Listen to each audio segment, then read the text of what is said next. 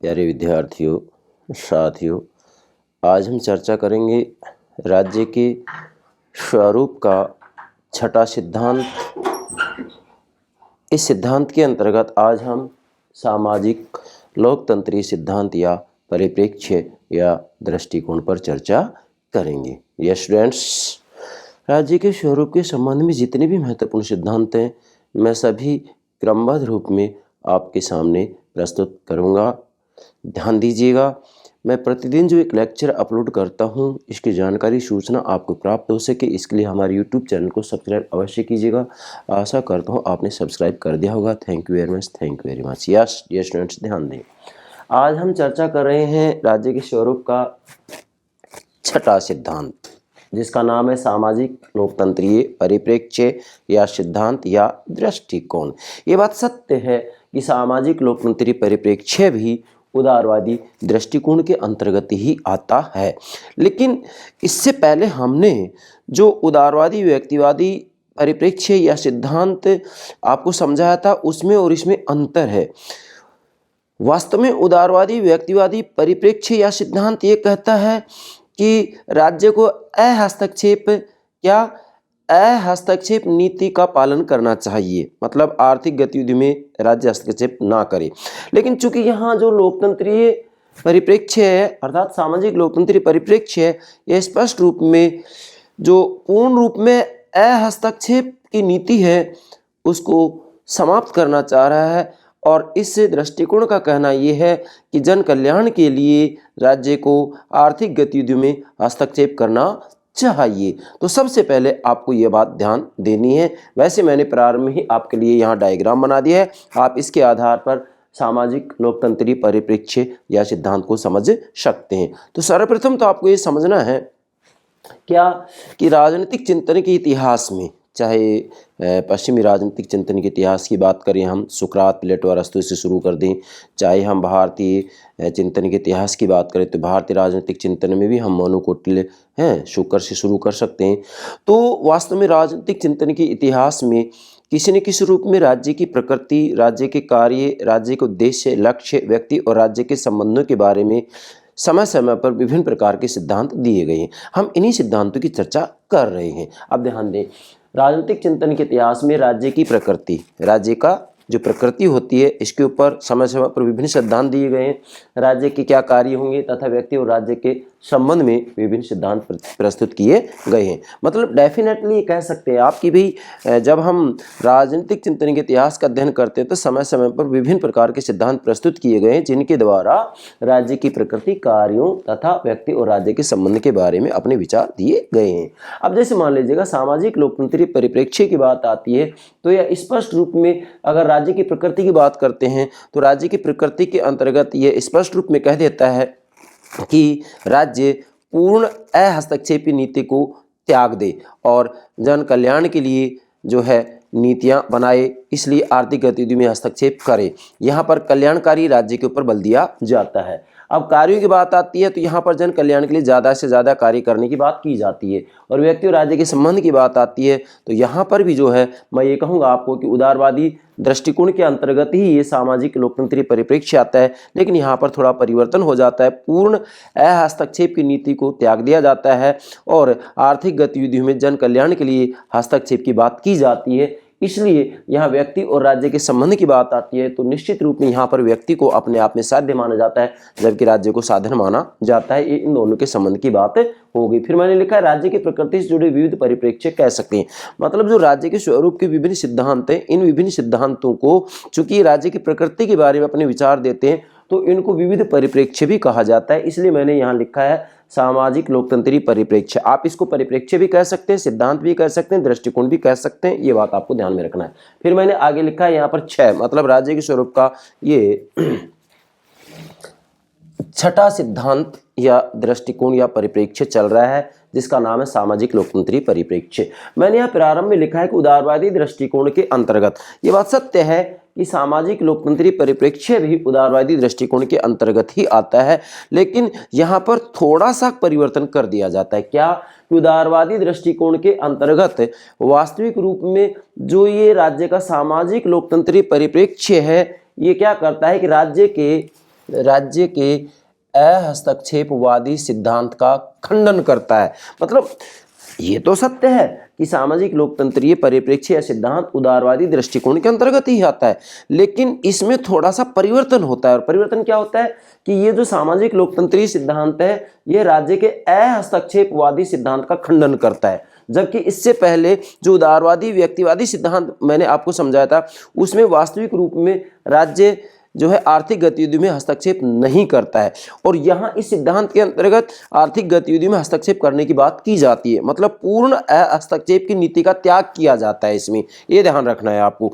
इसलिए मैंने यहाँ लिखा है राज्य के अहस्तक्षेपवादी सिद्धांत का ये सामाजिक लोकतंत्रीय परिप्रेक्ष्य खंडन करता है और इसका कहना है कि जन कल्याण के लिए आर्थिक गतिविधि में राज्य हस्तक्षेप करे, जबकि इससे पहले जो उदारवादी व्यक्तिवादी परिप्रेक्ष्य वो ये कहता है कि आर्थिक गतिविधि में राज्य हस्तक्षेप नहीं करे। इसलिए यहाँ पर राज्य के कार्यों की संख्या बढ़ाने के लिए कहा जा रहा है, जबकि इससे पहले उदारवादी व्यक्तिवादी परिप्रेक्ष्य में कहा जा रहा है कि राज्य कम से कम कार्य करे, न्यूनतम शासन करे, कम से कम शासन करे। लेकिन यहाँ पर कल्याणकारी राज्य की चर्चा की जाती है, कल्याणकारी राज्य के ऊपर बल दिया जाता है, जन कल्याणकारी राज्य के ऊपर बल दिया जाता है, जिसकी चर्चा हम आगे करेंगे।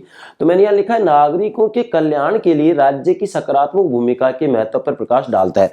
मतलब ये जो सामाजिक लोकतंत्रीय परिप्रेक्ष्य है ये नागरिकों के कल्याण के लिए राज्य की सकारात्मक भूमिका के महत्व पर प्रकाश डालता है। इसका मतलब ये है कि यहाँ वास्तव में जन कल्याण के लिए जन कल्याण के लिए राज्य आर्थिक गतिविधि में हस्तक्षेप करे और जो व्यक्ति जिनकी इनकम आय बहुत ज़्यादा है उनके ऊपर कर लगाया जाए और उस कर के माध्यम से जो दुर्बल हैं, गरीब हैं, निर्बल हैं, असक्षम हैं उनकी राज्य सहायता करे। इसी के साथ में राज्य के द्वारा शिक्षा की व्यवस्था की जाए, चिकित्सा की व्यवस्था की जाए, सड़क की व्यवस्था की जाए, रेलवे लाइन की व्यवस्था की जाए। ये बातें जो है सामाजिक लोकतंत्रीय परिप्रेक्ष्य कहता है।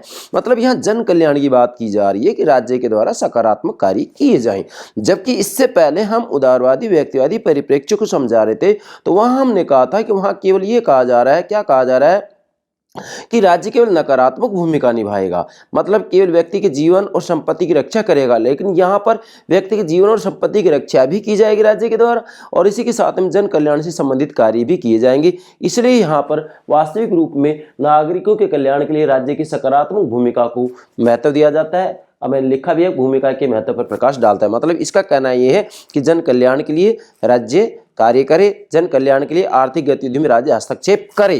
पूर्ण हस्तक्षेप की नीति का सामाजिक लोकतंत्रीय परिप्रेक्ष्य त्याग करता है, ध्यान दीजिएगा, ये अंतर आपको ध्यान रखना है। जबकि उदारवादी व्यक्तिवादी परिप्रेक्ष्य में हस्तक्षेप की नीति के ऊपर बल दिया जाता है कि राज्य आर्थिक गतिविधि में हस्तक्षेप नहीं करे, यहाँ कहा जा रहा है कि हस्तक्षेप करे। चलिए अब हम एक एक बात लेते हैं। नंबर एक, सबसे पहले तो ध्यान देंगे कि सामाजिक लोकतंत्रीय परिप्रेक्ष्य का जो मुख्य प्रतिनिधि है वह एच.जे. लास्की, हेरल्ड जोसेफ लास्की, जिनकी सबसे महत्वपूर्ण पुस्तक का नाम है ग्रामर ऑफ पॉलिटिक्स, राजनीति का व्याकरण। अब ये बात सत्य है कि सामाजिक लोकतंत्रीय परिप्रेक्ष्य का मुख्य प्रतिनिधि एच.जे. लास्की हैं, लेकिन लास्की से भी पहले सामाजिक लोकतंत्रीय परिप्रेक्ष्य की जो है विचार भूमि है, पृष्ठभूमि है, वह तैयार कर दी गई थी। किनके द्वारा? इससे पहले मैंने लिखा भी, इससे पहले जे.एस. मिल, जॉन स्टुअर्ट मिल है, जिनकी सबसे महत्वपूर्ण पुस्तक है ऑन लिबर्टी, स्वतंत्रता। इन्होंने स्वतंत्रता के ऊपर बहुत ज़्यादा अपने विचार दिए हैं, जिसे कि मिल की खोखली स्वतंत्रता की संज्ञा भी दी जाती है आलोचकों के द्वारा। इसके बाद में आते हैं टी.एच. ग्रीन, थॉमस हिल ग्रीन। उसके बाद में आते हैं हॉबहाउस। मतलब मिल, ग्रीन और हॉबहाउस ने राज्य की सकारात्मक भूमिका की पृष्ठभूमि लास्की से पहले तैयार कर दी थी। मतलब इनका कहना यह था कि जन कल्याण के लिए राज्य के द्वारा आर्थिक गतिविधि में हस्तक्षेप किया जाए, मतलब राज्य के द्वारा जनता के कल्याण से संबंधित कार्य किए जाएं, सकारात्मक भूमिका निभाई जाए। किसके द्वारा? राज्य के द्वारा। ये बातें जे.एस. मिल ने भी, टी.एच. ग्रीन ने भी और हॉबहाउस ने भी राज्य की सकारात्मक भूमिका की चर्चा लास्की से भी पहले कर दी थी, लेकिन मुख्य प्रतिनिधि इसके लास्की ही हैं। आगे यह चिंतन, मतलब जो सामाजिक लोकतंत्रीय परिप्रेक्ष्य है, यह चिंतन कल्याणकारी राज्य की संकल्पना का सैद्धांतिक आधार प्रस्तुत करता है। मतलब जो ये लास्की, मिल, ग्रीन, हॉबहाउस का चिंतन है, यह चिंतन कल्याणकारी राज्य की संकल्पना का सैद्धांतिक आधार प्रस्तुत करता है। मतलब ये वेलफेयर स्टेट कल्याणकारी राज्य की संकल्पना का सैद्धांतिक आधार प्रस्तुत करता है। कौन? मील, ग्रीन, हॉबहाउस और उसके बाद में लास्की, इन चारों ने कल्याणकारी राज्य की संकल्पना का सैद्धांतिक आधार प्रस्तुत किया है। कल्याणकारी राज्य किसे कहते हैं? कल्याणकारी राज्य के अंतर्गत वास्तविक रूप में बाजार अर्थव्यवस्था को विनियमित किया जाता है। किस लिए विनियमित किया जाता है? जिससे कि वास्तविक रूप में जो पूंजीपति लोग होते हैं, जो संपत्तिशाली लोग होते हैं, उनके ऊपर टैक्स लगा जाए, कर लगा जाए, और उस जो कर के माध्यम से संपत्ति प्राप्त हो रही है, आय अर्जित हो रही है, उससे निर्बल, कमजोर, दुर्बल, असक्षम लोगों की सहायता की जाए। चिकित्सा, शिक्षा, परिवहन व्यवस्था इत्यादि की व्यवस्था राज्य के द्वारा की जाए। मतलब उस जो आय हो रही है कर के माध्यम से, उसको जन कल्याण के ऊपर खर्च किया जाना चाहिए। इसे ही कल्याणकारी राज्य की संज्ञा दी जाती है। जैसे कि नाम से स्पष्ट हो रहा है, कल्याणकारी राज्य मतलब ऐसा राज्य जिसके द्वारा जन कल्याण से संबंधित कार्यों के ऊपर बल दिया जाता है। ऐसा राज्य जो कि वास्तविक रूप में जन कल्याण के लिए विशेष ध्यान देता है। मतलब यहाँ जो निर्बल लोग होते हैं, दुर्बल लोग होते हैं, कमजोर लोग होते हैं, असक्षम लोग होते हैं, दीन दुखी लोग होते हैं, उनकी सहायता की जाती है। इसी के साथ में उन सब कार्यों को राज्य के द्वारा किया जाता है जिनको कि व्यक्ति व्यक्तिगत रूप में नहीं कर सकता है। जैसे शिक्षा की व्यवस्था करना, इसी के साथ में चिकित्सा की व्यवस्था करना, परिवहन की व्यवस्था करना, जल की व्यवस्था करना, इत्यादि सभी कार्य राज्य के द्वारा किए जाएं। तो डेफिनेटली ये कल्याणकारी राज्य की जो आधार भूमि है वह मील, ग्रीन, हॉबहाउस और लास्की के द्वारा तैयार कर दी जाती है। यस, तो यह बात स्पष्ट हो गई कि ये सामाजिक लोकतंत्रीय परिप्रेक्ष्य कल्याणकारी राज्य के ऊपर बल देता है। मतलब इसलिए मैं कह रहा हूं कि सामाजिक लोकतंत्रीय परिप्रेक्ष्य पूर्ण जो अहस्तक्षेप की नीति है, पूर्ण अहस्तक्षेप की नीति है, उसका ये त्याग करता है और इसका कहना है कि जन कल्याण के लिए राज्य आर्थिक गतिविधियों में हस्तक्षेप करे। राज्य हस्तक्षेप करेगा तभी तो जनता का कल्याण होगा, अन्यथा जनता का कल्याण हो ही नहीं सकता। तो ध्यान दे, आगे बढ़ते अब हम जे.एस. मील के विचार। अब यहाँ से हम शुरू करेंगे, क्योंकि जो सामाजिक लोकतंत्रीय परिप्रेक्ष्य है इसके जो महत्वपूर्ण प्रमुख प्रतिनिधि हैं वो तो हो गए लास्की, फिर जे.एस. मील, डी.एच. ग्रीन और हॉबहाउस। तो आज हम चर्चा कर रहे हैं जे.एस. मील की। Number 1 JS. मील की चर्चा करेंगे, ठीक है। इसके बाद में हम वास्तव में इन चारों के ऊपर अलग अलग से लेक्चर अपलोड करेंगे। इसका मतलब सामाजिक लोकतंत्रीय परिप्रेक्ष्य के ऊपर हम 4 लेक्चर अपलोड करेंगे, जिसमें से आज सामाजिक लोकतंत्रीय परिप्रेक्ष्य का पहला भाग ले रहे हैं। और पहले भाग में हम जे.एस. मील के विचारों की चर्चा करेंगे कि जे.एस. मील के विचारों के अंतर्गत सामाजिक लोकतंत्रीय विचार किस प्रकार से निहित है। तो आप नोट करेंगे जे.एस. मील मतलब जॉन स्टुअर्ट मिल, जिनकी सबसे महत्वपूर्ण पुस्तक का नाम है ऑन लिबर्टी। जे.एस. मील के विचार, इनका जन्म 1806 में होता है और 73 में इनकी मृत्यु हो जाती है, ध्यान देंगे। इसके बाद में जो जे.एस. मील है वो प्रथम उदारवादी विचारक हैं, जिसने शुरू में हस्तक्षेप की नीति और व्यक्तिवाद का समर्थन किया, लेकिन सामाजिक आर्थिक यथार्थ पर विचार के बाद संशोधन किया। अब ये ध्यान रखना है, मतलब जे.एस. मिल ऐसे प्रथम उदारवादी विचार, ये बात तो सत्य है कि सामाजिक लोकतंत्रीय परिप्रेक्ष्य उदारवादी दृष्टिकोण के अंतर्गत ही आता है, लेकिन जो जे.एस. मिल है वो प्रथम ऐसे उदारवादी विचारक हैं जिसने शुरू में तो हस्तक्षेप की नीति और व्यक्तिवाद का समर्थन किया। मतलब इन्होंने प्रारंभ में तो ये कहा कि भाई राज्य आर्थिक गतिविधियों में हस्तक्षेप नहीं करे। क्यों? क्योंकि व्यक्ति में विवेक है, वह अपने निर्णय अपने हित के लिए ले सकता है, इसलिए राज्य जो है आर्थिक गतिविधियों में हस्तक्षेप नहीं करे। मतलब राज्य कम से कम शासन करे। और इसी के साथ में यहाँ पर व्यक्ति के हित के ऊपर विशेष बल दिया गया और ये कहा गया कि व्यक्ति में विवेक होता है, इसलिए अपना हित स्वयं जानता है, तो राज्य हस्तक्षेप नहीं करे। लेकिन इसके बाद में जे.एस. मिल ने सामाजिक और आर्थिक यथार्थ पर जब विचार किया, तो विचार करने के बाद में इसमें संशोधन किया, और संशोधन इसलिए किया कि वास्तव में यदि राज्य हस्तक्षेप नहीं करेगा आर्थिक गतिविधि में, तो फिर जो दुर्बल है, कमजोर है, दीनहीन है, दुखी हैं, उन लोगों की सहायता कौन करेगा। तो यहाँ पर फिर इसने अपने विचार में संशोधन कर दिया। और जब संशोधन किया तो संशोधन के बाद में ध्यान देंगे, अब यहाँ जे.एस. मिल राजनीतिक क्षेत्र में संवैधानिक और प्रतिनिधि शासन का समर्थन करता है। मतलब यहाँ 2 बातें आ गई हैं कि जे.एस. मिल राजनीति के क्षेत्र में क्या करता है, संवैधानिक और प्रतिनिधि शासन का समर्थन करता है। मतलब जे.एस. मिल संवैधानिक और प्रतिनिधि शासन का तो समर्थन करता है, लेकिन आर्थिक क्षेत्र में कल्याणकारी राज्य के विचार को बढ़ावा देता है। ये मतलब आर्थिक क्षेत्र में जे.एस. मिल ये कहते हैं कि आर्थिक गतिविधियों में राज्य के द्वारा हस्तक्षेप किया जाए। क्यों? क्योंकि जो लोग वास्तविक रूप में पूंजीपति हैं, संपत्तिशाली हैं, जिनके पास सीमा से अधिक संपत्ति, उनके ऊपर कर लगाया जाए और उस कर से जो आय प्राप्त होती है उस आय को जो दुर्बल है, दीन दुखी है, उनके ऊपर खर्च किया जाए। और इसी के साथ में जन कल्याण से संबंधित जो कार्य जैसे शिक्षा की व्यवस्था करना, चिकित्सा की व्यवस्था करना, परिवहन की व्यवस्था करना, जल की व्यवस्था करना, ये सब कार्य राज्य के द्वारा किए जाएं। और ये तभी संभव हो सकता है जबकि राज्य आर्थिक गतिविधि में हस्तक्षेप करे। इसलिए आर्थिक क्षेत्र में जो है कल्याणकारी राज्य के विचार को जीएस मिल बढ़ावा देते हैं। और कल्याणकारी राज्य को जब बढ़ावा दिया जाएगा तो निश्चित रूप में बाजार अर्थव्यवस्था को विनियमित करना पड़ेगा। मतलब मार्केट इकोनॉमी के ऊपर राज्य के द्वारा नियंत्रण रखा जाएगा, नियम बनाए जाएंगे, टैक्स लगाए जाएंगे। टैक्स से इनकम जो प्राप्त होगी, मतलब जो कर है उससे जो आय प्राप्त होगी वो जनता के कल्याण के ऊपर खर्च की जाएगी। तो डेफिनेटली इन्होंने कल्याणकारी राज्य के विचार को बढ़ावा दिया। किसमें? आर्थिक क्षेत्र में। जबकि राजनीतिक क्षेत्र में ये संवैधानिक और प्रतिनिधि शासन का ही समर्थन करते हैं। इन दोनों के ऊपर आपसे किसी भी रूप में प्रश्न पूछा जा सकता है। नेक्स्ट, अब हम जो जेएस मिल है, जेएस मिल के विचारों के अंतर्गत सामाजिक लोकतंत्रीय विचार किस प्रकार से निहित हैं, इसको हम विशेषकर दो बिंदुओं के माध्यम से समझेंगे। नंबर एक, उपयोगितावाद का संशोधन। सबसे पहले तो ध्यान देंगे वास्तविक रूप में इनसे पहले जेरेमी बेंथम ने वास्तविक रूप में उपयोगितावादी विचारधारा के ऊपर काफी कुछ लिख दिया था। और व्यवस्थित रूप में उपयोगितावादी विचारधारा के ऊपर लिखने वाले जेरेमी बेंथम ही हैं। इसलिए जेरेमी बेंथम को ही उपयोगितावाद का जनक माना जाता है, उपयोगितावादी विचारधारा का जनक माना जाता है।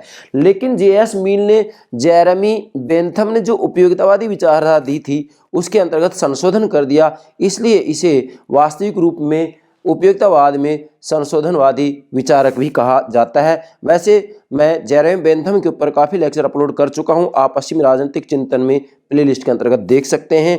रही बात जेएस मिल की, जेएस मिल के ऊपर भी मैंने लेक्चर अपलोड कर दी हैं, आप प्लेलिस्ट में देख सकते हैं पश्चिमी राजनीतिक चिंतन में। ठीक है बेटा, तो उपयोगितावाद का संशोधन कर रहे हैं, कौन कर रहे हैं? ये जेएस मिल। इस बार ये सेकंड ग्रेड के अंतर्गत भी इससे संबंधित क्वेश्चन पूछा गया था। ज़्यादातर विद्यार्थियों ने इसका आंसर गलत दिया था, इसलिए मैंने प्रयास किया कि चलो सबसे पहले हम राज्य के स्वरूप को ही समझाते जिससे कि विद्यार्थी गलती ना कर पाएं। तो ध्यान दें, यहाँ सुखों में केवल परिमाण का अंतर नहीं, गुण का अंतर भी होता है। मतलब जो जेरेमी बेंथम है वो तो कहते हैं कि सुखों में केवल परिमाण का अंतर, क्या केवल परिमाण का अंतर होता है, गुण का नहीं। लेकिन जेएस मिल कह रहे हैं कि सुखों में केवल परिमाण का अंतर नहीं, मात्रा का अंतर नहीं, बल्कि गुण का अंतर भी होता है। कौन कह रहे हैं ये बात? जेएस मिल। तो ये आपको नोट करना है, इस बार सेकंड ग्रेड में यही क्वेश्चन पुटअप किया गया था। तो ध्यान देंगे, जो जेरेमी बेंथम है वो सुखों में केवल परिमाण का अंतर, केवल इसकी बात करते हैं और गुणों का अंतर नहीं होता है। जबकि जेएस मिल कह रहे हैं कि सुखों में केवल परिमाण का अंतर नहीं बल्कि गुण का अंतर भी होता है। जबकि वास्तविक रूप में जेरेमी बेंथम कह रहे हैं कि गुणों की दृष्टि से सुख दुख में कोई अंतर नहीं होता है, लेकिन जेएस मिल कह रहे हैं कि अंतर होता है। इसके बाद में जेएस मिल कह रहे हैं कि मनुष्य केवल भौतिक सुखों के पीछे नहीं दौड़ता बल्कि उसकी नैतिक, बौद्धिक और कलात्मक अभिरुचियों का विकास भी जरूरी है। मतलब जेएस मिल कह रहे हैं कि भाई जेरेमी बेंथम ने केवल भौतिक सुखों की बात की है, जबकि मनुष्य केवल भौतिक सुखों के पीछे ही नहीं दौड़ता है बल्कि उसकी नैतिक, बौद्धिक और कलात्मक अभिरुचियों का विकास भी जरूरी होता है। अगर इनका विकास नहीं होगा तो व्यक्ति को पूर्ण सुख की प्राप्ति नहीं हो सकती है। इसके बाद में जेएस मिल कह रहे हैं कि अभिव्यक्ति की स्वतंत्रता के मामले में अधिकतम लोगों के अधिकतम सुख का सूत्र लागू नहीं हो सकता। मतलब ये बात मूल समझने की है। अर्थात यहाँ चूंकि जेरेमी बेंथम ने अपने सभी कार्यों का आधार, चाहे व्यक्ति का व्यक्तिगत कार्य हो, सरकार कोई कानून बनाए, तो उन्होंने उसका एक ही आधार बताया, अधिकतम लोगों का अधिकतम सुख, जेरेमी बेंथम ने। लेकिन जेएस मिल यहाँ इसमें संशोधन कर रहे हैं और कह रहे हैं कि भाई अभिव्यक्ति की स्वतंत्रता के मामले में अधिकतम लोगों के अधिकतम सुख का सूत्र लागू नहीं होता। मतलब अपने विचार अभिव्यक्त करने के मामले में, विचार की स्वतंत्रता के मामले में अधिकतम लोगों के अधिकतम सुख का सूत्र लागू नहीं होता। जेएस मिल कह रहे कैसे? जैसे मान लीजिएगा संपूर्ण समाज एक तरफ हो जाता है और एक अकेला व्यक्ति एक तरफ हो जाता है, तो जेएस मिल का कहना है कि उस एक व्यक्ति को भी चुप करने का अधिकार नहीं है समाज को। हो सकता है वह एक व्यक्ति जो बात कह रहा हो, एक व्यक्ति जो बात कह रहा हो वह सत्य हो और संपूर्ण समाज एक तरफ जो बात कह रहा है वह गलत हो। इसका मतलब यह है कि अगर 100 में से 99 व्यक्ति एक तरफ हो जाए और एक तरफ एक व्यक्ति हो जाए, तो इसका मतलब ये नहीं कि एक व्यक्ति को चुप कर दिया जाए। समाज को अधिकार नहीं है कि एक व्यक्ति को चुप किया जाए, एक व्यक्ति की बात भी सुनी जाए। हो सकता है एक व्यक्ति की बात सत्य हो और 99 व्यक्तियों की बात गलत हो। इसलिए यहाँ अधिकतम लोगों के अधिकतम सुख के आधार पर अभिव्यक्ति की स्वतंत्रता का जो सूत्र है ये लागू नहीं हो सकता। मतलब अधिकतम लोगों के अधिकतम सुख का जो सूत्र है वह अभिव्यक्ति की स्वतंत्रता के मामले में लागू नहीं हो सकता है। मतलब विचार की जो स्वतंत्रता है उसके ऊपर ये लागू नहीं होगा कि भाई अधिकतम लोगों का विचार एक तरफ है, कुछ लोगों का विचार एक तरफ है तो अधिकतम लोगों के विचारों को मान लिया जाए। नहीं नहीं नहीं, जे.एस. मिल कह रहे हो सकता है एक व्यक्ति के विचार सही हो और पूरे समाज के विचार गलत हो। जैसे कि हम कहेंगे प्लेटो के जो गुरु थे सुकरात वास्तव में उनके विचार तो सत्य थे, लेकिन उस समय के शासक वर्ग उनके विचारों को नहीं माना था, जबकि सुकरात के विचार पूर्णतः सही थे और उनके विचार सही होने के बावजूद भी उस समय के शासक वर्ग ने उनको मृत्युदंड दिया था। तो डेफिनेटली जे.एस. मिल के विचार पूर्णतः सत्य हैं। इसके बाद में यहाँ उपयुक्तवाद का इन्होंने संशोधन कर दिया। फिर दूसरा इसका बिंदु ले रहे हैं हम, स्वतंत्रता, संपत्ति और विनिमय, एक्सचेंज। इसके बारे में जे.एस. मिल क्या कह रहे हैं ध्यान दें। तो सबसे पहले तो यह स्वतंत्रता की बात करते हैं। जे.एस. मिल आचरण की स्वतंत्रता को सबसे पहले तो दो भागों में बांटते हैं। क्या? जो आचरण की स्वतंत्रता है विचार है, व्यक्ति की जो स्वतंत्रता है, इसको दो भागों में बांट देते हैं। नंबर 1 आत्मपरक स्वतंत्रता, नंबर 2 अन्य परक स्वतंत्रता। आत्मपरक स्वतंत्रता एक ऐसी स्वतंत्रता है, एक ऐसा कार्य है जिसके अंतर्गत व्यक्ति के विचार और कार्यों का प्रभाव अन्य ऊपर नहीं पड़ता बल्कि अपने ऊपर ही पड़ता है।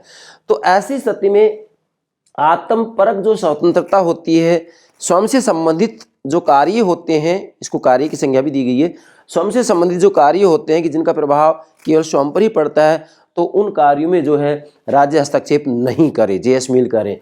एक दूसरा होता है अन्य परक कार्य या स्वतंत्रता।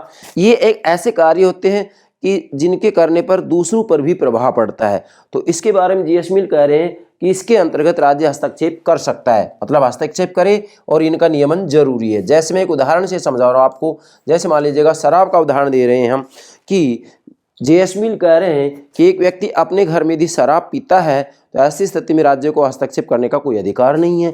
लेकिन यदि वही व्यक्ति शराब पी करके और अपने घर से बाहर आकर के हुड़दंग मचाता है तो ऐसी स्थिति में वहाँ चूंकि वो है जो है शांति व्यवस्था को भंग कर रहा है, तो शांति व्यवस्था बनाए रखने के लिए उसके कार्यों में, उसकी स्वतंत्रता में हस्तक्षेप किया जा सकता है। तो डेफिनेटली आप इस शराब के उदाहरण से इस बात को समझ गए होंगे। बाकी और भी बहुत लंबी बात है, यहाँ जब हम जे.एस. मिल के स्वतंत्रता के सिद्धांत को समझाएंगे तभी सारी बातें क्लियर करेंगे। यहाँ तो चूंकि हमें सामाजिक लोकतंत्रीय परिप्रेक्ष्य को ही समझना है कि राज्य के स्वरूप के बारे में सामाजिक लोकतंत्रीय परिप्रेक्ष्य क्या कह रहा है, तो यह स्पष्ट हो गया है कि जे.एस. मिल ये कह रहे हैं कि भाई जनहित के लिए राज्य को हस्तक्षेप करना ही पड़ेगा। ठीक है बेटा। अब देखो, जैसे यहाँ जो ये अन्य परक स्वतंत्रता है, यह विचार उदारवाद की परंपरा में नए मोड़ का प्रतीक है। अर्थात यहाँ जो ये अन्य परक कार्य है कि भाई व्यक्ति के ऐसे कार्य, व्यक्ति की ऐसी स्वतंत्रता जिससे अन्यों पर प्रभाव पड़ता है। मान लीजिएगा एक व्यक्ति शराब पी करके अपने घर से बाहर जाकर के हुड़दंग मचाता है तो अन्य व्यक्ति से प्रभावित होंगे डेफिनेटली। तो यहाँ पर जो ये सामाजिक लोकतंत्रीय परिप्रेक्ष्य एक नया विचार जोड़ रहा है। क्या जोड़ रहा है? यह विचार उदारवाद की परंपरा में नए मोड़ का प्रतीक है, क्योंकि पूर्ण अहस्तक्षेप को तिलांजलि दे दी गई थी। मतलब यहाँ आकर के पूर्ण अहस्तक्षेप को त्याग दिया गया है, जबकि यहाँ तो स्पष्ट कहा गया है कि हस्तक्षेप नहीं करेगा राज्य, लेकिन अन्य परक कार्यों के अंतर्गत राज्य हस्तक्षेप करेगा। जब हस्तक्षेप करेगा तो स्पष्ट हो गया है कि सामाजिक लोकतंत्रीय परिप्रेक्ष्य पूर्ण हस्तक्षेप को तिलांजलि दे दी गई है। मतलब यहाँ राज्य हस्तक्षेप करेगा, जैसा कि मैंने यहाँ लिख भी दिया कि राज्य के हस्तक्षेप आदि सिद्धांत का इस सिद्धांत ने, मतलब सामाजिक लोकतंत्र सिद्धांत ने खंडन किया है और ये कहा है कि अन्य परक कार्यों के अंतर्गत राज्य हस्तक्षेप करे। मतलब ऐसे कार्यों में, ऐसी स्वतंत्रता में जिसका प्रभाव अन्य लोगों पर, दूसरे लोगों पर पड़ता है, वहां पर राज्य हस्तक्षेप कर सकता है, वहां पर राज्य नियम बना सकता है, वहां पर राज्य कानून बना सकता है, क्योंकि अन्य लोगों की स्वतंत्रता उससे प्रभावित हो रही है। इसलिए यहाँ राज्य हस्तक्षेप कर रहा है, और राज्य हस्तक्षेप कर रहा है तो इसका मतलब पूर्ण हस्तक्षेप की नीति का त्याग कर दिया गया है। यही यहाँ पर एक नया मोड़ है। यस, आगे बढ़ते हैं।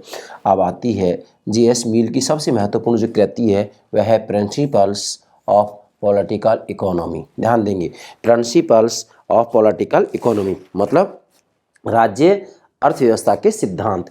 इस पुस्तक के प्रथम संस्करण में जे.एस. मिल ने निजी संपत्ति का समर्थन किया और समाजवाद की आलोचना की। मतलब इस किताब के अंतर्गत इन्होंने निजी संपत्ति का समर्थन किया और समाजवाद की कटु आलोचना की। लेकिन इसके बाद में जे.एस. मिल ने अपने अंतिम संस्करण में संपत्ति के अधिकार को सीमित करने की वकालत की। अब ध्यान देंगे, जे.एस. मिल ने अपने अंतिम संस्करण में मतलब इसी पुस्तक के अंतिम संस्करण में स्पष्ट कह दिया, क्या कह दिया कि संपत्ति के अधिकार को सीमित किया जाए। क्यों किया जाए? क्योंकि जब संपत्ति के अधिकार को सीमित किया जाएगा तो ऐसी स्थिति में जो संपत्तिशाली होते हैं, जो पूंजीपति होते हैं, जो भूस्वामी होते हैं, उनके ऊपर टैक्स लगाया जाए, कर लगाया जाएगा। और जब उन पर कर लगाया जाएगा तो उनसे जो आय प्राप्त होगी वह जन कल्याण के ऊपर खर्च की जाएगी। इसलिए इन्होंने संपत्ति के अधिकार को सीमित करने की वकालत की। ये ध्यान रखना है आपको, अंतिम संस्करण में ये बात कही है। इसका मतलब स्पष्ट हो गया कि यहाँ पर जो जे.एस. मिल है वो